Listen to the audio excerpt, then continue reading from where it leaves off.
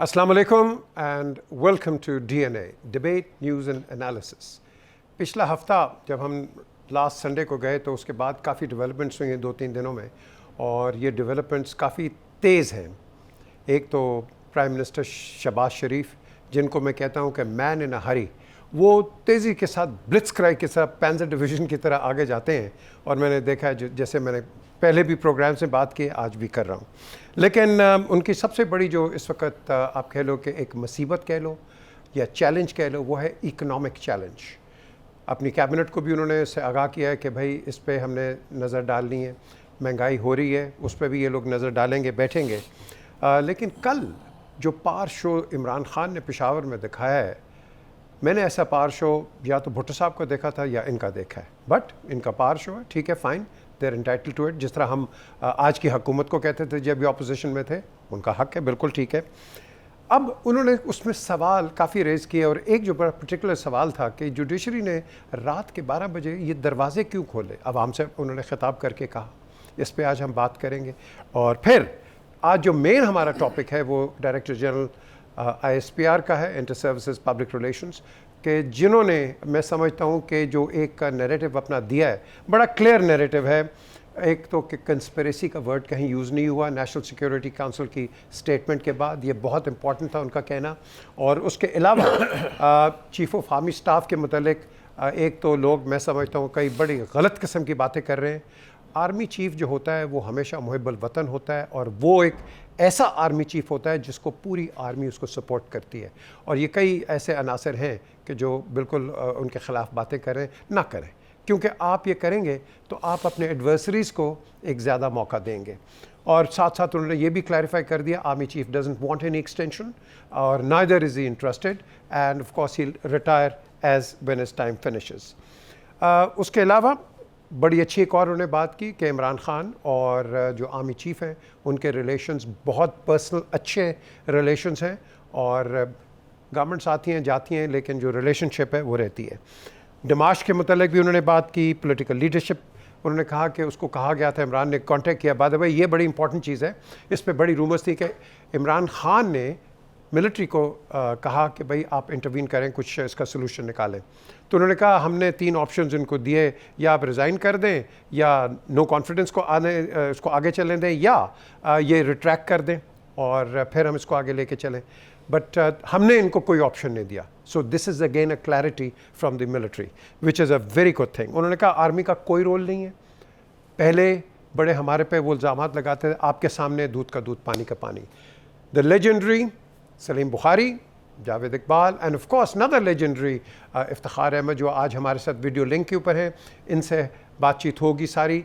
और ये जो DG ISPR, इस पे ज़रा हम शुरू करते हैं, फिर बाद में जाते हैं इमरान पे। क्यों जी बुखारी साहब? जी बहुत शुक्रिया आपका। जी गुजारिश ये है कि आपका कमाल सुखन है कि आपने इतने गंभीर मसले को इतनी सादगी से बयान फरमा दिया है, जैसे कुछ हुआ नहीं है मेरे ख्याल से।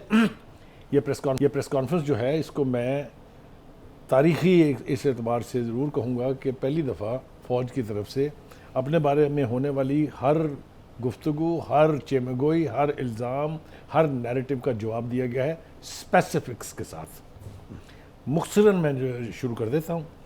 कौमी सलामती कमेटी के बयानिए में साजिश करार दिया गया उस केबल को। ये बयानिया इमरान खान साहब से शुरू हो के और डाउन द लाइन एक मेरा ख्याल है पार्टी के ऑफिस बेयर तक चला, और हर जगह बेचा, टीवी टॉक शोज़ में बेचा, इमरान खान साहब ने कल अपनी पब्लिक रैली में बेचा। जितनी भी इनके लोग जो थे, जो टीवी टॉक शोज़ करते थे, प्रेस कॉन्फ्रेंस करते थे, जितने भी इनके स्पोक्स पर्सन की फ़ौज थी, सब ने कहा साजिश होगी, लहरा लहरा के इतना बेवकूफ़ बनाया कौम को इन्होंने जिसका कोई हिसाब नहीं है। मेरे ख्याल से इस झूठ के ऊपर जितना तबर्रा किया जाए उतना वो कम है, क्योंकि ना इसकी कोई बुनियाद थी, ना इसकी कोई बेस थी। एक रूटीन का डिमांड था जिसके बारे में ये कहा गया कि ये ज़बान नरम ज़बान नहीं थी, बहुत सख्त ज़बान थी, और ये हमारे अंदरूनी मामलात में मुदाखलत के मुतरादिफ है। इसको लेके जो 27 मार्च से शुरू हुए हैं खान साहब, और कल रात तक इसका तो भुरकस निकाल दिया ना जनाब DG ISPR ने। ये कहा कि लफ्ज़ साजिश कहीं वजूद में ही नहीं है उस पूरे एलामिया में भी और पूरी उस डिस्कशन में भी, एक स्टेटमेंट में भी नहीं है। जी मैं आ रहा हूँ। दूसरी बात ये, दूसरा नैरेटिव सबसे बड़ा आज का नहीं, बहुत पुराना, जब से अमेरिका से उनकी कुट्टी हुई थी तब से, अड्डे मांगे, मैंने कहा एब्सोल्युटली नॉट।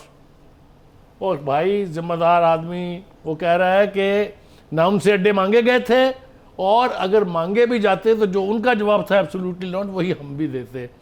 लेकिन एक हवा में एक तसव्वुर कायम करके उसके ऊपर इतना बड़ा नैरेटिव बिल्ड कर लेना, यह भी कौम के साथ मेरे ख्याल से बहुत बड़ी ज़्यादती है। न्यूट्रल के लफ्ज़ का जो तमस्खर उड़ाया था खान साहब ने जानवर कह के, वो किसी और में जुर्रत नहीं हुई, यह हिसाब भी वो खुद ही देंगे। फौज के खिलाफ जो डिसइंफॉर्मेशन कैंपेन चल रही है, ये पूरी की पूरी लॉट यूथियों की है, जिनके ऊपर फवाद चौधरी साहब ने अरबों रुपया इन्वेस्ट किया। जो इश्तिहारात मुल्क के अखबारात और मेन स्ट्रीम चैनल्स को जाते थे, वो सारा सरमाया वहाँ गर्क करके, जो उन्होंने हज़ारों की तादाद में सोशल मीडिया हैंडलर्स बनाए, ये सारा क्रेडिट उनका है। उनका कौन हिसाब लेगा, बस मैं अपनी बात खत्म कर रहा हूँ, करीब करीब हूँ। दूसरा, शेख रशीद साहब जो सियासी पंडित बनते हैं, उनकी आज तक ना कोई बात सच साबित हुई है, ना उनको कभी कोई इदराक होता है। उन्होंने इतनी बड़ी झक मारी, अहमकाना बयान दिया, मैं जिम्मेदारी से कह रहा हूँ, कि जनाब वो पाकिस्तान के न्यूक्लियर आर्सेनल जो है वो चले गए जनाब गैर महफूज हाथों में। और बेवकूफ़ आदमी, तुम्हें इतना भी नहीं पता कि इसके लिए एक बाकायदा कंट्रोल एंड कमांड अथॉरिटी है, जिसके अंदर हाई रैंकिंग फौज के लोग हैं, जिसके 24 कोड्स हैं। यानी किसी एक बंदे के पास ये कहना कि उसके हाथ में चले गए हैं, इससे बड़ी बेवकूफ़ी नहीं हो सकती। और ये शख्स इस मुल्क का इंटीरियर मिनिस्टर था। आखिरी बात, एस्टैब्लिशमेंट ने कोई ऑप्शन नहीं दिया। ये भी इमरान खान साहब ने इतना बेचा कि बिलाखिर उनको कहना पड़ा कि नहीं जनाब, ये ऑप्शन आपने रखे थे हमारे सामने। फिर उनमें से एक चूज़ करके आपने कहा कि जाके उनसे बात करें। हमने बात की और वो जो है उन्होंने इनकार कर दिया। तो ये ऑप्शन भी बहुत बेचा गया। आखिरी जनाब, 9 अप्रैल के वाक़यात में आपने इतने इशारे दिए, जैसे फ़ौज ने वो अदालत लगवाई थी, जैसे फ़ौज ने आपको वहाँ से मजबूर करके निकाला था, वो भी उन्होंने ढा दिया। इसके बाद मुझे बताएं कि इमरान खान साहब अब लाहौर और कराची के जलसे में बेचेंगे क्या? चलें जी, बेचना क्या है, लेकिन इफ्तिखार साहब आपका क्या ऐसा नैरेटिव है जो डीजी ISPR की है जो प्रेस कॉन्फ्रेंस है? मैं उनके नैरेटिव को तस्लीम करता हूँ। और ये शेख रशीद साहब की भी बात कर रहे थे। शेख साहब ने कहा कि ये डीजी ISPR को ये प्रेस कॉन्फ्रेंस करनी ही नहीं चाहिए थी सिरे से। अब आप इससे अंदाज़ा लगा लें कि वो इस नैरेटिव से कितने परेशान हैं। और बिल्कुल सही, ये तीनों सवालों का जवाब मिल गया। एक, अड्डे देने वाली बात। दूसरी, कि जो एक मसलत की फार्मूला था वो किसने दिया और क्यों फौज गई अपोजिशन के पास। ये दोनों भी चीज़ें बड़ी क्लियर हो गई। तो मैं समझता हूँ डीजी ISPR ने आज, और जिस किस्म के सवालात उनसे हुए हैं, मैं ये ज़रूर कहूँगा कि उन्होंने इंतहाई बुर्दबारी से तमाम सवालात का जवाब दिया। जिसमें यह भी था कि जनाब नवाज शरीफ ने इतनी मरतबा ये लफ्ज़ इस्तेमाल किया, कहाँ इस्तेमाल हुआ, कैसे इस्तेमाल हुआ, ये सारी चीज़ें आज ज़ेर बहस आई। तो शुक्र है कि हम आगे जाएंगे। लेकिन इमरान खान ने जो इस्तीफ़े का जो फैसला किया था वो सूरी साहब ने भेज दिए हैं सेक्रेटरी असम्बली को। सेक्रेटरी असम्बली ने उस पर साइन करके भेज दिए हैं उसको इलेक्शन कमीशन को। अब सवाल ये पैदा होता है कि ये कौमी असम्बली के पीछे क्यों पड़ गए हैं? सेनेट से भी इस्तीफ़े दें, खैबर पख्तूनख्वा की भी असम्बली डिज़ोल्व कर दें, जहाँ जहाँ ये बैठे हैं वहाँ से इस्तीफ़े दे दें। ये सिर्फ कौमी असम्बली से इस्तीफ़े देने का तो मुझे समझ नहीं आ रहा। मेरी मदद कीजिएगा प्लीज़। ओके, ये जो कह रहे हैं जी इस्तीफ़े दें जावेद साहब, एक तो इसको भी आप ऐड करें कि हमारे फॉर्मर चीफ ऑफ स्टाफ को भी लोगों ने इम्प्लिकेट करने की कोशिश की है और उन्होंने उसकी भी रिफ्यूट किया है। कई और सीनियर जनरल्स हैं, उनको भी रिफ्यूट उन्होंने भी किया। ये कैंपेन जो आर्मी के ख़िलाफ़ इन पर्टिकुलर है, ये कौन नहीं है? अच्छा पीजे, आज जो प्रेस कॉन्फ्रेंस हुई उसी हवाले में मैं ये दोनों सारी चीज़ें कवर कर लूँगा। ये एक ऐसी मुफस्सल प्रेस कॉन्फ्रेंस थी जिसमें फ़र्स्ट टाइम डीजी ISPR ने कहा कि जिसका जो दिल करता है वो क्वेश्चन करें, हर तरह का। सो मोर और लेस इस प्रेस कॉन्फ्रेंस में तमाम पॉलिटिकल इश्यूज इस वक्त जो पाकिस्तान की सियासत में आम आदमी की ज़ुबान पे हैं वो सारे डिस्कस हुए। जिसमें मुरासले की बात है, मुरासले की बात पहले दिन भी क्लियर थी, जिसमें कहीं साजिश का जिक्र नहीं था, उसको आज क्लैरिफाई कर दिया। इमरान खान ने उसको एज ए सियासी टूल के तौर पे, सियासी मुरासले के तौर पर अपने बयानिए के तौर पे लेके चलें। एब्सोल्युटली नॉट को भी उन्होंने एग्जैक्टली वही हुआ जो DGISPR ने कहा, उन्होंने अपने पॉलिटिकल टूल और अपने पॉलिटिकल बयानिए के तौर पे लेके चलें, जिसकी मेरी अपनी ज़ाती राय है कि इस वक्त पाकिस्तान में जो ख़ासो आम है, आम इंसान है, उसको ये बयानिया प्रवेल किया है और इन बयानिए के ज़रिए इमरान खान अपने वोट को रिवाइव करने में कामयाब हो गया। ये मेरी अपनी ज़ाती असेसमेंट है, एक बात। दूसरी बात, इमरान खान जो इफ्तिखार साहब बात कर रहे थे, बाकी तो पॉइंट बुखारी साहब ने जिक्र कर लिए, जो इफ्तिखार साहब बात कर रहे थे, देखें ये सब कनेक्टेड है तमाम चीज़ें आपस में। जलसे जुलूस, बयानिया जो पिछले 6 हफ्ते में बयानिया डेवलप किया, असम्बलियों से इस्तीफ़ा देना और लास्ट बाल तक इस इशू को हाइप क्रिएट इस हद तक करना, और फिर पहले बाद में जो इमरान खान का डिमांड थी कि जी के हमें इलेक्शन में जाना चाहिए, जिस पे पहले अपोजिशन मियां नवाज शरीफ जब पिछले 4-6 महीने से बातचीत कर रहे थे, जहां भी बातचीत कर रहे थे, उनकी एक ही बात थी कि immediate election, immediate election. Opposition की भी यही डिमांड थी, immediate election, immediate election. Imran Khan कह रहा था कि नहीं, टाइम पे इलेक्शन। तो देखिए दोनों तरफ की पॉलिटिकल फोर्सेस ने यू टर्न लिया है। अब इमरान खान कह रहा है कि इमीडिएट इलेक्शन करें, जबकि अपोजिशन कह रही है माइनस आसिफ जरदारी साहब कि नहीं, अब इलेक्शन हम अपने टाइम पे करवाएंगे। आसिफ जरदारी साहब ने तो कल बड़ी क्लियर बात की कि उनसे जब क्वेश्चन किया इलेक्शन के बारे में, तो उन्होंने कहा कि 2023, उन्हें कहा हम मुशावरत से देखेंगे, 2022 में इलेक्शन देख रहे हैं, हम मुशावरत से फैसला करेंगे। सो आसिफ जरदारी एक ज़हीन सियासतदान है। वो इस वक्त जो पॉलिटिकल सिचुएशन पाकिस्तान में इमर्ज हो रही है, जिसका प्रेशर और हीट हर तरफ महसूस की जा रही है, इमरान खान के जलसों से लेके जो आने वाले वक्त में वो करना चाह रहे हैं, उस चीज को देखते हुए एक सेकंड इफ्तिखार, तो वो चीज को देखते हुए मुझे ये समझ आ रही है वेट एंड सी की पॉलिसी चल रही है जो इस वक्त हुकूमत बनी हुई है, और वो पॉलिसी इनकी अगले 3-4 दिनों में बिल्कुल आपको क्लियर नजर आ जाएगी। क्यों जी इफ्तिखार साहब? जी एक और चीज़ है जो बड़ी इंपॉर्टेंट है। बार बार इमरान का ये कहना है कि रात 12 बजे क्यों अदालत लगी, 12 बजे क्यों अदालत लगी, तो बड़ा साफ उसका जवाब है कि अदालत ने एक फैसला किया था और उस पर अमल करना था रात 12 बजे तक कि वोट ऑफ नो कॉन्फिडेंस पे वोटिंग करवा लेनी थी। काफ़ी उसको खींचा, वो नहीं मान रहा था, तो फिर ये तय हो गया था कि अगर ये 12 बजे तक वोटिंग नहीं कराता, जो भी लोग हैं, स्पीकर है, इमरान खान है, कोई भी है, तो सुप्रीम कोर्ट ऑफ पाकिस्तान इनके खिलाफ कंटेम्प्ट मूव की जो दरख्वास्त होगी तैयार होगी, वो मूव होगी और सुप्रीम कोर्ट ऑफ पाकिस्तान उस पर अपना फैसला दे देगी। ये बात भी बिला वजह सुप्रीम कोर्ट को घसीट रहा है। और आज ये DGISPR ने कहा कि कोर्ट्स, पार्लियामेंट एंड एस्टैब्लिशमेंट, ये तीनों एक ही मुल्क की हैं। चले जी, एक हम ब्रेक की तरफ चलते हैं, ब्रेक के बाद वापस आते हैं। साहब आपको सवाल है ब्रेक से पहले जाने पे कि ये जो कंस्पिरेसी का वर्ड है, क्या इसको हम रीफ्रेज नहीं कर सकते थे शुरू में कि क्या फॉरेन इंटरफेरेंस हुई है रादर देन कंस्पिरेसी? इस पे और बात करेंगे इस ब्रेक के बाद।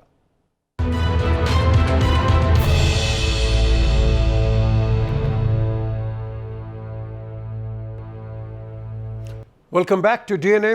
डिबेट, डिस्कशंस, एनालिसिस, हर चीज़ हो रही है, लेकिन एक सवाल मैंने किया था बुखारी साहब से ब्रेक से पहले कि ये जो कंस्पिरेसी का लफ्ज़ पूरी हर जगह चल गया, साजिश होगी, व्हाटएवर, उसकी terminology keeping in view the diplomatic norms, keeping in view कि आपके डिप्लोमेटिक रिलेशंस कैसे हैं, तो फॉरेन इंटरफेरेंस ये एक सॉफ्टवेयर वर्ड है, बात वही बनती है, तो क्या ये इस्तेमाल नहीं होना चाहिए था जहां डिफ्यूजन भी हो जाती? देखिए, अगर तो आप बात करें सेंसिबिलिटीज़ की कि सेंसिबल तरीका क्या था, तो फिर तो आपकी बात ठीक है, लेकिन जो लफ्ज़ मौजूद नहीं है उसको काहे से बदलेंगे? ये तो लफ्ज़ घुसेड़ा गया है इस पूरे अलामिया के बीच में, तो कहीं आई नहीं। लिहाजा उसको ना बदलने की बुनियादी वजह यह है कि फिर इसको जोड़ना था वोट ऑफ नो कॉन्फिडेंस से, ताकि ये साजिश लगे। अगर वो ये कहते हैं कि फॉरेन इंटरवेंशन है, तो उसका जवाब तो फॉरेन ऑफिस ने देना था, उसको तो नेशनल सिक्योरिटी कमेटी की मीटिंग में आने की ज़रूरत ही नहीं थी। एक बात। दूसरी बात यह है कि गलत बयानियाँ हो रही हैं और तसलसल के साथ हो रही हैं। नेशनल असम्बली की मेंबरशिप से लोगों ने इस्तीफ़ा दे दिया, 123 इस्तीफ़े चले गए कि हम तो चोरों के साथ नहीं बैठेंगे, और चोरों के साथ सेनेट में बैठे हुए हैं, चोरों के साथ पंजाब असेंबली में बैठे हुए हैं, चोरों के साथ केपीके असेंबली में बैठे हुए हैं। तो कहने का मतलब ये है कि आप अपनी लफाजी पर, अपनी टर्मिनोलॉजी पर गौर करें। आपने बिल्कुल ठीक कहा है कि टर्मिनोलॉजी जो है उसको सोच समझ के बनाना चाहिए। आपने कल ये भी कहा कि जिन्होंने भुट्टो को फांसी दी थी वो मीर जाफ़र और मीर सादिक से, वो खुदा के वास्ते सोच समझ के बोलें। कौन थे वो लोग? बाहर से आए थे कोई? तो खान साहब, अब आपको ख़ासतौर से इस प्रेस कॉन्फ्रेंस के बाद, जिसमें वाशगाफ अल्फाज में बता दिया गया है कि फ़ौज अब अपनी तौहीन और डिसइंफॉर्मेशन जो है वो बर्दाश्त नहीं करेगी, आप अब नेक्स्ट टाइम सोच समझ के बोलिएगा। क्यों इफ्तिखार साहब, ये सारी फिर आप क्या कहते हैं, इसका सियासत से ताल्लुक है कोई? नो सर, ये तो आप ही के प्रोग्राम में हमने इस पर डिबेट किया था, जो जारी हुआ था 1 पेजर, उसमें तो ऐसी बात लिखी नहीं थी। हम आपके साथ ही बैठ के मैंने जावेद ने, बुखारी साहब ने ये मामला डिस्कस किया था प्रोग्राम असल में। बात ये है कि आप इसको जी जी जी बिल्कुल आपने आपको याद होगा। हाँ, तो देखिए बात ये है कि अगर इसको तवालत देनी है इस बहस को, तो जितनी मर्जी तवालत दें। एक बात याद रखिएगा, ये ऐसे हुआ है कि मैंने कहा कि मैं और आप, फ़र्ज़ करें आप अमेरिकन हैं और मैं पाकिस्तानी सफ़ीर हूँ, आपकी मेरी मुलाकात होती है, तो उस मुलाकात में ये मामला ज़ेर बहस आता है। आप अमरीकी हैं, आप मुझसे कह रहे हैं कि भाई मुझे बताओ तुम रूस क्यों गए हो और तुमने हमारे साथ वोट में क्यों नहीं शमूलियत अख्तियार की।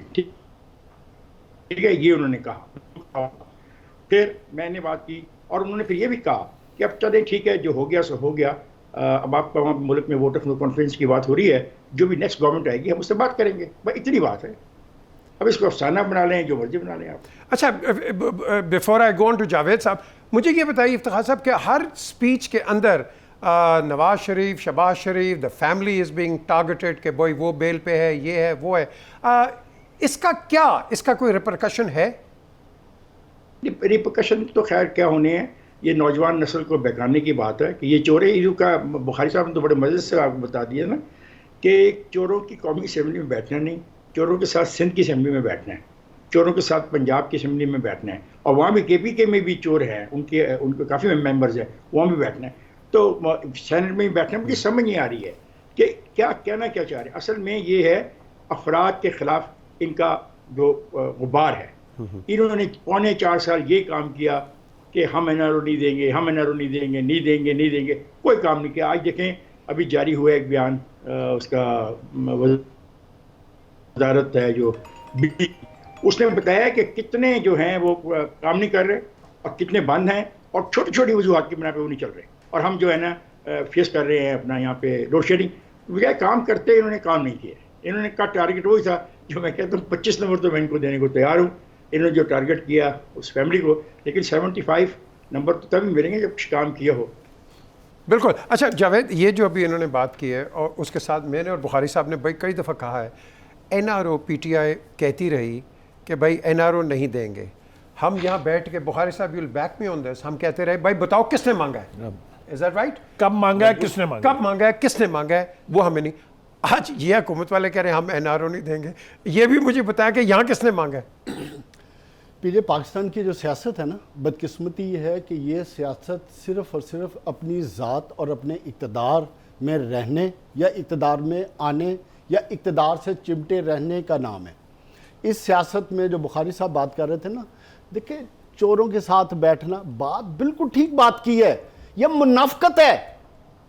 हमारे सियासतदान जब तक ये 80s और 90 वाली सियासत से नहीं निकलेंगे, सीधी बात नहीं करेंगे, सीधे अपनी सियासत अवाम के लिए नहीं करेंगे, तो फिर ये बातें तमाम होंगी। इफ्तिखार साहब क्या कहा आपने? मैंने ये कहा कि मैं इत्तेफाक अगर जावेद की थ्योरी से कर लूं तो सब जगह से भी छोड़ें, सेनेट से भी छोड़ें। बिल्कुल, यही तो बात है इफ्तिखार साहब। जब ये इक़्तिदार में बैठे थे तो ये 5 साल की रट लगा रहे थे, जैसे इक़्तिदार से निकले तो कह रहे फौरी इलेक्शन, जो मैंने पहले बात की थी। तो ये बदकिस्मती है, इसका अवाम से कोई ताल्लुक नहीं है। इनको, इमरान खान को आज जो वो बात कर रहे थे आज से 15 दिन पहले कि ना उनको अवाम से कोई कंसर्न था, इकोनॉमी जो पाकिस्तान की डीरेल हो रही थी, जो इकोनॉमिक कंसर्न बढ़ रहे थे, ना उस वक्त कंसर्न था। उस वक्त ये अपोजिशन को कह रहे थे कि खुदा का वास्ता पॉलिटिकल अनॉर्की मत क्रिएट करें, ना इकोनॉमिक क्योस क्रिएट करें। आज वो खुद वही काम कर रहे हैं। सो बात ये कि ये तमाम के तमाम लोग अपने ही इक़्तिदार और हवस में इस हद तक जा चुके हैं, इनको अवाम और मुल्क से कोई कंसर्न नहीं है। और उसका नतीजा क्या है? उसका नतीजा ये है कि एक सफारतकारी का एक मामूली सा वाक़या था, आपने उसे उठाकर इतना बड़ा हवा बना दिया कि आज पाकिस्तान जो ऑलरेडी पॉलिटिकल सिस्टम आपका इतना ज़्यादा इसमें एक दूसरे के खिलाफ जोश था, वो आज इस हद तक चला गया है कि अब वो फर्दर फ्रेगमेंटेड होता जा रहा है। अब मामलात इस हद तक चले गए हैं कि पॉलिटिकल लीडरशिप एक दूसरे को गिलास मार रही है, एक दूसरे को बर्दाश्त खत्म होती जा रही है। इवन तारड़ साहब को प्रेस कॉन्फ्रेंस करनी पड़ जाती है कि आज के बाद कोई गाली गलौज दिए तो उसके साथ भी मैरियट वाला सलूक किया जाए। But that is not the right way. That is not a right way. But point ये है कि इमरान खान, इसका मैं इमरान खान से गिला करूंगा कि इमरान खान पाकिस्तान की सियासत को इस हद तक आगे ले जा चुके हैं जहां नफरत बहुत ज्यादा बढ़ गई है। और उसका इज़हार आपने देखा कि पिछले 4 हफ्ते में जो सोशल मीडिया पे कैंपेन की गई अदारों के खिलाफ, जिसके बारे में आज DGISPR ने किया जाए, देखो फौज के खिलाफ कितनी बदकिस्मती है ये। चाहे इमरान खान उसकी 100 लॉजिक्स दे रहे हैं, जस्टिफाई कर रहे हैं और अपने वोटर्स को और अपने सपोर्टर्स को, सोशल मीडिया हैंडलर्स को कन्विंस करने की कोशिश कर रहे हैं, बट एक बात अवाम में जा चुकी है। अब बदकिस्मती क्या है कि ना इस तरफ के लोग हैं ना उस तरफ के लोग इस आग को ठंडा कर रहे हैं। और जो हमारे अदारों को करना चाहिए था, मैं आपको बड़ी सिंपल सी मिसाल देता हूं। जब इमरान खान के खिलाफ इफ्तिकार साहब नो कॉन्फिडेंस मूव आ रही थी, तो मेरे लिए सरप्राइज चीज क्या थी कि जो हमारे आईनी अदारे हैं, लाइक फॉर एग्जांपल प्रेसिडेंट है, प्रेसिडेंट ने क्या रोल अदा किया? वो तो वफाक की अकाई थे ना, उन्होंने क्या रोल अदा किया? कुछ नहीं, कोई रोल अदा नहीं किया। और जो फर्दर पॉलिटिकल अनॉर्की थी वो बढ़ती गई। इवन यहां तक कि जब शहबाज शरीफ साहब प्राइम मिनिस्टर बन गए, उन्होंने उनसे हलफ लेने के बजाय बीमारी का बहाना बनाकर निकल गए। अगर आपके आईनी किरदार, आईनी ओहदेदार और आइन में रहते हुए जिन लोगों ने इस सिस्टम को सहारा करना है, सॉफ्ट करना है, इसमें से रंजिश को खत्म करना, अगर वो किरदार अदा नहीं करेंगे तो फिर पाकिस्तान की सियासत का यही असर होगा। बाद हम वापस आते हैं, बिकॉज ये this is a very sensitive subject, because at the end of the day इन्होंने जब बात की है एक इंटेलिजेंस ऑफिसर को भी जो जिसका हाल किया है रोड के ऊपर, that is unacceptable regardless of anything. आप एक सर्विंग ऑफिसर के साथ अगर आप ये करेंगे तो I think things will go pretty bad. और वह हम बात करेंगे इस ब्रेक के बाद।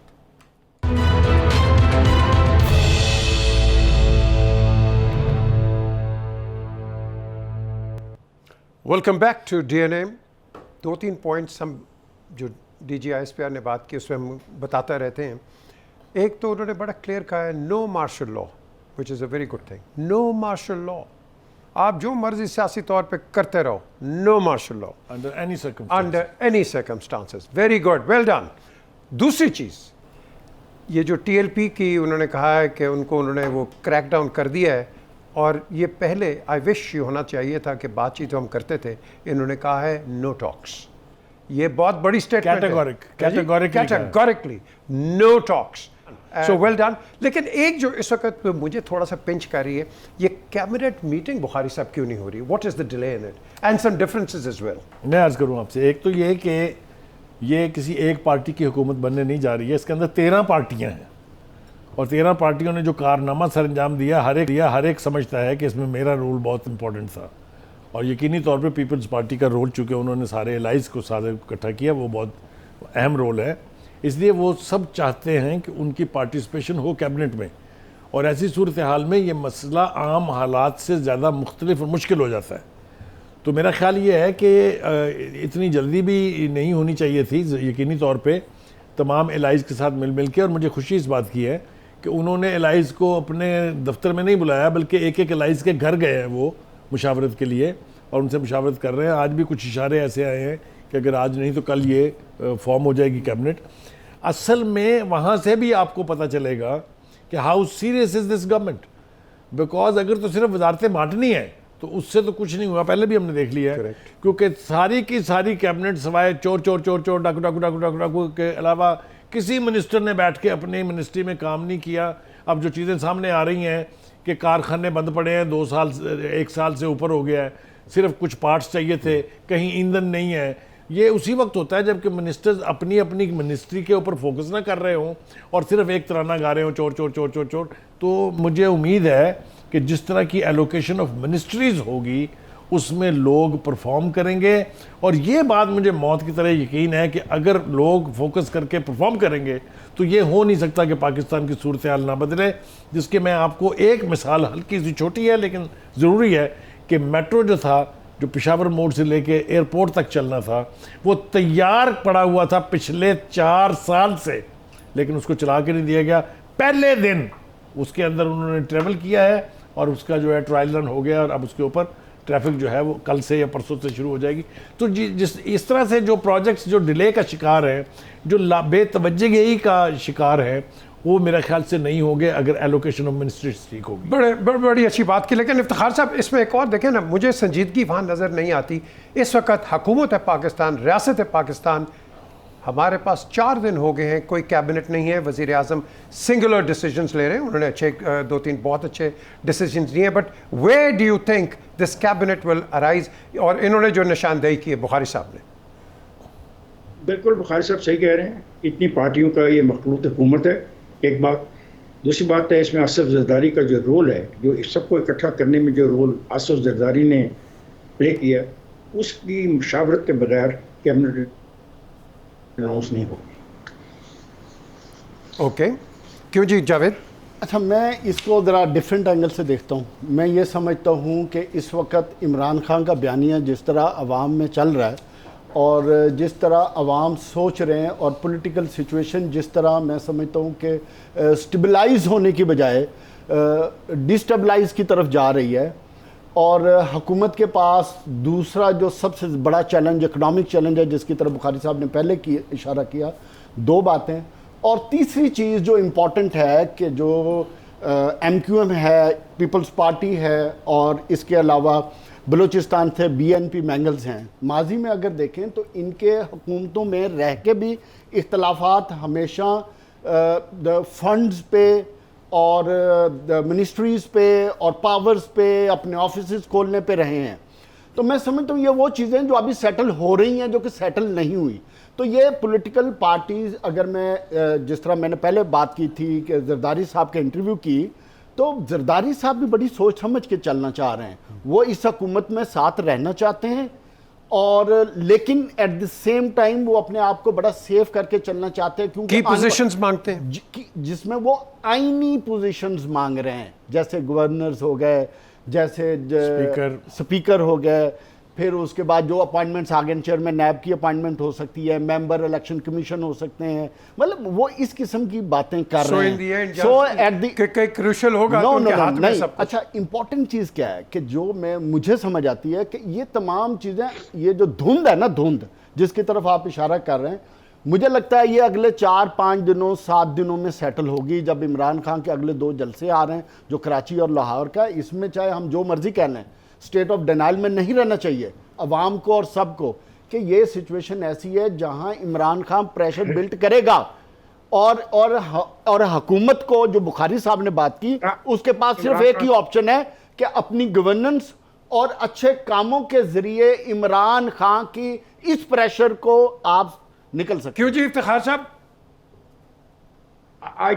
मैं इस सारी थ्योरी से एग्री नहीं करता। मैंने कहा आसिफ जरदारी ने फैसले करने हैं इंपॉर्टेंट, बिकॉज उस आदमी ने सबको इकट्ठा किया है। ये जितने भी ओहदे आपने कहे हैं, इसका फैसला वो यूनानिमस करना चाहते हैं। या जहाँ तक जुलूस करा, ठीक है, जल्द से जुलूस करता रहे। मैं इसमें इजाफा कर दूं थोड़ा सा, अगर आप इजाज़त देंगे। देखिए, गुज़ारिश है टाइम कि सब सुन बैठ जाएगी सर। क्यों जी? फिर जी मैं आपको एक मिसाल दे देता हूँ ना। सबकी अंडरस्टैंडिंग ये थी, और अपेरेंटली भी ये नज़र आ रहा था कि फॉरेन मिनिस्टर का पोर्टफोलियो जो है वो बिलावल के पास जाएगा। मगर अपने CNN के इंटरव्यू में उन्होंने कहा कि देखें, it's very difficult for me my party to stomach कि मैं नवाज शरीफ के नीचे ये पोजीशन ले लूँगा being head of A party. तो डिफ़िकल्टीज़ हैं, लेकिन ऑब्वियसली जिस तरह खान साहब ने भी कहा, ये भी कह रहे हैं, मैं भी कह रहा हूँ, और आप भी एग्री करते हैं कि बहुत बड़ा रोल होगा शहबाज शरीफ के बाद आसिफ अली जरदारी का टू सेटल दीज इश्यूज़, क्योंकि जो एलाइज साथ आए थे उनके गारंटर भी जरदारी साहब हैं। तो मेरा ख्याल ये है कि ये चूँकि इतनी पार्टीज़ हैं, तो ये अगले 2 दिन में मामला हल हो जाएगा, कोई ऐसा मसला नहीं। भाई साहब सबसे बड़ा मुतालबा MKM का है। और ये मुतालबात MQM के सिर्फ पाकिस्तान पीपल्स पार्टी ही तय कर सकती है, क्योंकि उस सूबे से उनका तल्लक है। बिल्कुल ठीक है। उसके ऊपर क्या गिव एंड टेक होता है, वो बाकायदा तहरीरी माहदा है, उस माहदे में क्या होना है और क्या नहीं होना है, इस पर डिबेट हो रही है उनके आपस में। और हमारी डिबेट कंटिन्यू होगी इफ्तिखार साहब इस निकल- ब्रेक के बाद, क्योंकि ब्रेक है, ब्रेक के बाद अब वापस आते हैं and will continue from where we leave off now.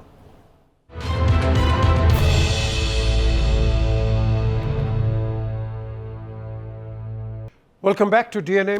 ये डिबेट चलती रहेगी, मैं आपको गारंटी करके बता रहा हूँ, ये चलती रहेगी। कोई इधर से नुक्ता निकालेगा, अच्छा गवर्नमेंट की तरफ से एक बयान आएगा, उसके 35 एनालिसिस हो जाएंगे। अपोजिशन की तरफ से आएगा, आज वो इमरान की, यहाँ भी 35 निकल आएंगे। दो चीज़ें हैं, और एक है कि जो DG ISPR ने कहा है कि अगर गवर्नमेंट चाहे तो ये सारी चीज़ को डीक्लासिफाई कर दे, ये आपके सामने आ जाएगी। मैं समझता हूँ कि एक डिबेट क्लियर हो जाएगी। दूसरी चीज़ जो है, जो शाह महमूद ने कहा है जुडिशल कमीशन बैठा दो, ये जो इमरान अपने जलसों में भी बात कर रहे हैं, तो बुखारी साहब ये सारा जो निचोड़ है, वो do you think about it? मैं दो बातें अर्ज करना चाहता हूँ। पहली बात तो ये है कि शाह महमूद कुरैशी साहब को ये इदराक होना चाहिए कि ये मरासला जो है आपकी हुकूमत के दौरान 31 से ज़्यादा दिन तक चक्कर खाता रहा और लहराया जाता रहा है। आपने क्यों नहीं बनाया जुडिशल कमीशन इसके ऊपर, जो अब आप मुतालबे कर रहे हैं? पहली बात।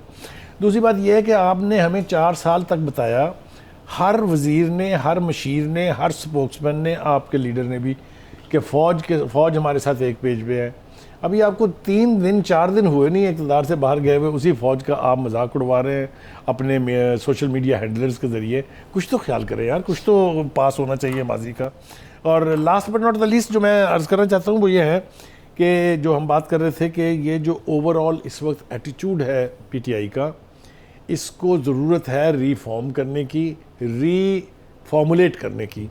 इमरान खान साहब, आप जलसे ज़रूर कीजिए, लेकिन इस जलसों के बीच जो आपके पास वक्त है, आप अपनी लीडरशिप के साथ बैठिए और एक कैलकुलेटेड, एक वेल थॉट आउट, एक वेल प्लान्ड बयानिया जो है वो बनाएं, ताकि जिसके मुंह में जो आ रहा है वो कहे जा रहा है। जैसा मैंने कहा कि शेख रशीद साहब ने कहा कि न्यूक्लियर एसेट जो है वो चोरों के हाथों में चले गए हैं। ना दिस इज़ अ स्टेटमेंट जो बाहर किसी ने सुना होगा, वो क्या सोचते होंगे उनके बारे में। तो इससे बचने के लिए एक कैंडिड नैरेटिव अपना बनाएं।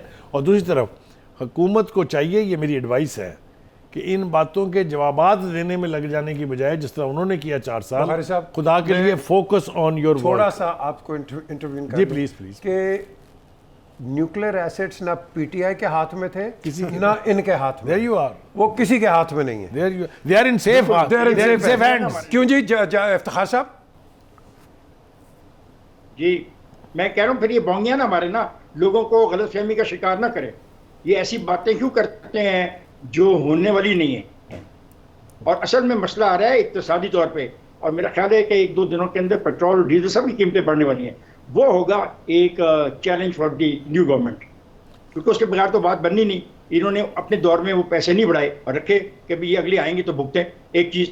दूसरी बात है, जब कौम सारी कह रही थी कि इमरान खान आप रिजाइन करें, असेंबली छोड़ें and go for the election, तब तो उसने नहीं। बिल्कुल सही कह रहे हैं आप। एक जुमला मुझे इजाज़त देंगे। ये जो हम न्यूक्लियर आर्सेनल्स की बात कर रहे थे, इसके हवाले से ये एस्टेब्लिश बात है कि IAEA, international atomic energy agency जो है, United state of America, Britain और जितनी न्यूक्लियर पावर्स हैं, उन सब ने ये एक्सेप्ट किया हुआ है कि पाकिस्तान का security system, control and command system दुनिया में सबसे बेहतर है। बिल्कुल आपने सही कहा। और ये जो इन्होंने बात की है, लेफ्टिनेंट जनरल कयूम, जब ये चेयरमैन PFWA थे, ये जो बात की है, उन्होंने जितनी गहराई में बताई बात, मैं यहाँ बात नहीं कर सकता, लेकिन ना अमेरिका ना कोई और मुल्क ये पाकिस्तान पेनिट्रेट नहीं कर सकते। इट इज अच्छा, पीजे शेख रशीद के इस बयान को मेरे ख्याल एक सियासी स्टंट या शोबदाबाजी वाला बयान, कोई